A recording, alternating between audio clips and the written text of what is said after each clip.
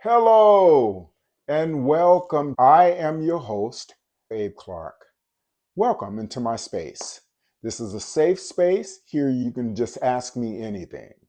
If you have any questions, leave a comment down in the comment section and I will get back to you as soon as I can with your question. If it's something that you want me to talk about on the next viewing of the podcast, let me know and I'll do my research and come back with that information.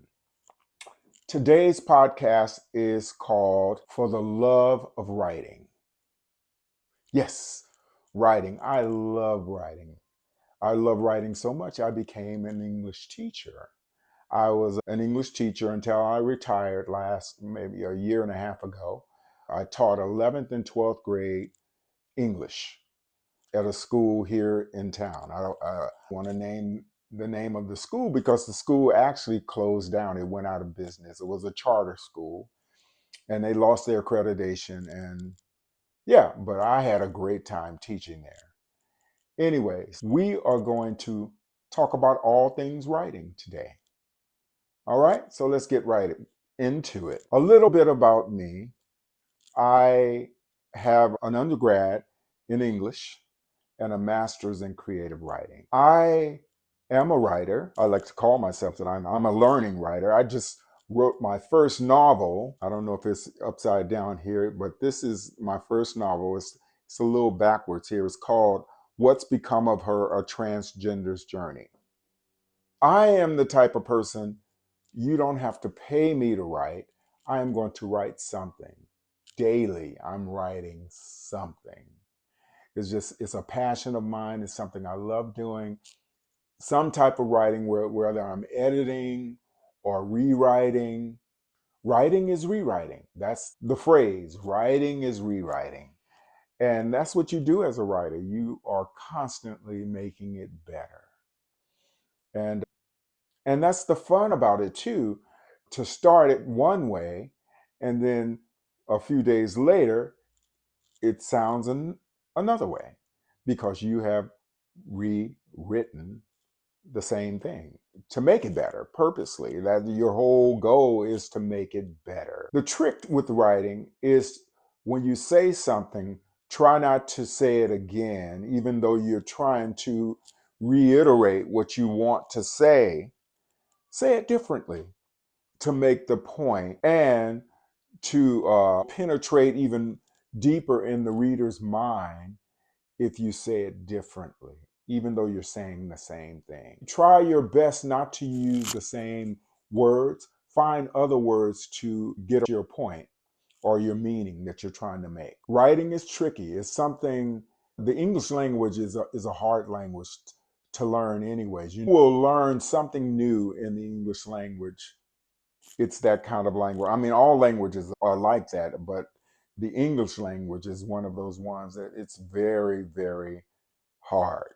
Americans, we still don't know how to read in a lot of cases. Like we don't know how to say words, and it's because we've forgotten about the pure vowel sound. For some strange reason in America, we don't use the pure vowel sound when we read, and it's very noticeable to other languages. Like, for instance, the word Adidas. The correct pronunciation for that word is Adidas. And that's saying it with the pure vowel sound. Ah. You remember when you were growing up and your teachers were teaching you the vowels? It was A, E, I, O, U, and sometimes Y and W, right? We somehow forgot A, E, O, U when it comes to reading. We don't read using that vowel structure anymore in a lot of cases. And the word Adidas is one example. Yeah. And it's mostly with Americans. You go to other countries, they say Adidas. The American, we teach the whole world how to say things wrong. Like, for instance, the word Nike. I mean, if we really said that word right, it would be Nike because of the I. The I sound is an E sound. Whenever you read a foreign word, you should use a pure vowel sound. Those are the rules in the English language. And that's what makes it a little difficult than other languages. Other languages like Spanish or Japanese, they basically, the whole language is structured with the pure vowel sound. The English language, we have two systems. So we have to switch whenever we say a foreign word. And we don't do that in America for some reason.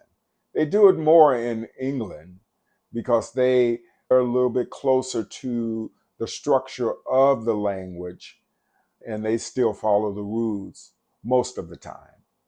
You know, they have people over there that'll say things strange because I mean there's different dialects in Europe also. But what we're going to talk about today is for the love of writing. Writing can be fun. When it's something hard that you're reading, if it's a difficult book like Frankenstein, which is one of my favorite books, you take your time and read that book slowly because the language is archaic. It's an old language. So you have to take your time and caress it like a beautiful woman. I mean, it's a classic book. So you have to take your time. The interesting thing about English, it changes every year. We are adding new things, especially because of the internet. We're adding new words, we're adding new phrases.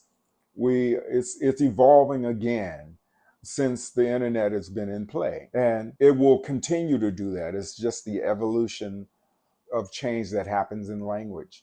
It happens in all languages, but especially the English language, and especially because of the internet. The internet has changed a lot of things. I mean, for a while, I did not like reading text because the young kids, when they write, they don't use any punctuations when they're writing text. They've gotten better now, though. I would say when they first started, especially the millennials, when they first started texting, there was nothing. Now the kids are much better. As they get older, they're realizing that it's very important to put a period or full stop, which is a period, at the end of your sentence. Yes. So, what we're going to talk about today is essays, the importance of catching the reader's attention in your introductory paragraph. And the way you do that is you create a hook, something that's going to grab the reader's attention at the very beginning. That first sentence in your essay, in that introductory paragraph, has to grab the reader's attention. And once you learn these rules about essay writing becomes fun.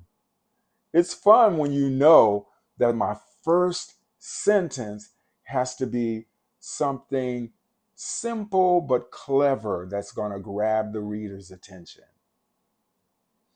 And then right after that, in that introductory paragraph, you create what we call an exposition, which is background information about what you just wrote. So if, let's say your hook is, you want to create a hook that's going to make the reader want to keep reading, or you want the schools to keep reading when they read your essay when you're trying to get into a certain school. Let's use a simple hook like, I love basketball because of Michael Jordan. That's a simple hook. And when you read that on page, that copy is going to grab your attention. I love basketball because of Michael Jordan. I want to see why. And then right after that first paragraph, you tell us why. That's where the exposition comes in, the background information. These are the rules. Every essay should follow these rules to a certain degree. And the readers, the colleges, they're looking for this. So if you know that's what you got to do, then essay is less intimidating, because I love basketball because of Michael Jordan. Let me tell you why. When I was a kid growing up in Chicago, I watched Michael Jordan play with the Chicago Bulls. He was amazing. He was incredible. To watch him fly through the air was amazing. So I'm giving all this information to back up the hook that I just said. And then once you get through all that, you want to set them up with 3 points or 2 points that you're going to write about in your essay. Okay?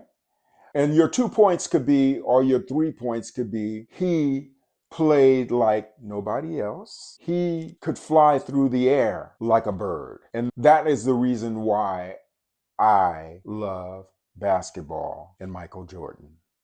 Something like that. But that's pretty much the gist of that introductory paragraph. You want to hook them, and you also want to give the exposition before you go into your thesis. The thesis are the 2 to 3 things that you want to discuss in your essay. So if you start your introductory paragraph that way, every reader, especially at the universities, they're looking for a hook.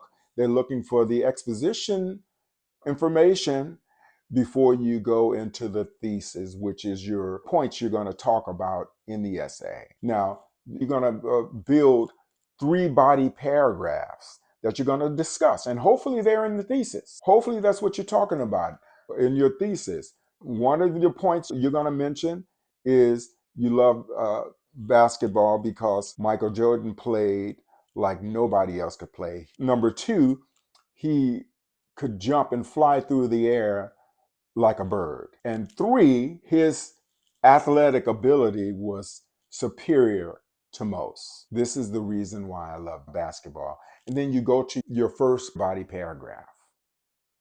It's that simple, you guys. Introduction, hook them, give them exposition, and then into your thesis. That leads to your first body paragraph. That leads to your second body paragraph.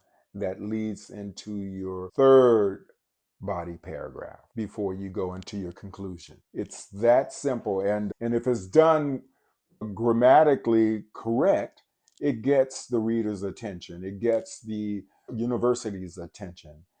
And that's how people excel. And you don't have to use big words. You don't have to be the best writer in the world. But if you do it right and you do it with few mistakes grammatically, the reader is going to enjoy what you wrote because you're following the rules. It's all about following these simple rules. Everything that is written, there's rules to how to write it. Okay? And if you have any questions, leave a comment and I'll explain even further and even email you information to help you become a better essay writer.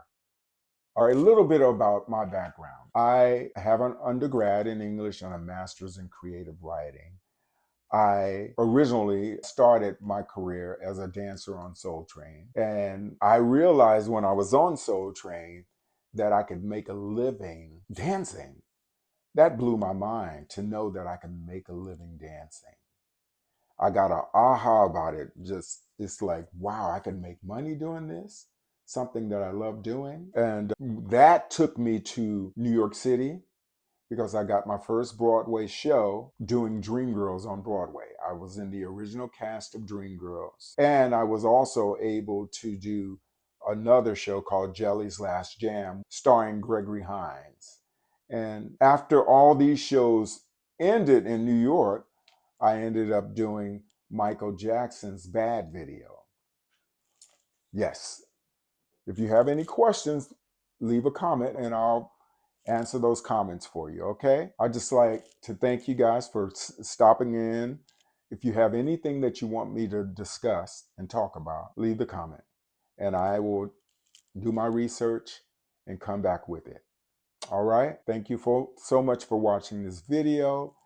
And if you want to become a part of my VIP team, leave a comment and I will connect you with the team members because we're going to do a lot of different subjects here. Music, arts and entertainment. I hate to say it, but politics and religion. You know, I hate politics, but I can get passionate about it. So we will discuss stuff like that too. drop me a note and I will talk to you later. All right? You have a great day.